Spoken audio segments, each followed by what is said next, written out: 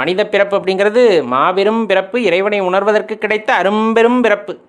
இதிலே நான் நீ என்று போட்டி போட்டுக்கொண்டு அவர் இப்படி இவர் எப்படி என்பதையெல்லாம் விட்டுவிட்டு நாம் பார்க்கின்ற கண்ணோட்டம் சரியாக இருக்கும் பொழுது நமக்கு அதற்கான வாழ்க்கையானது அமையப்பெறுகிறது.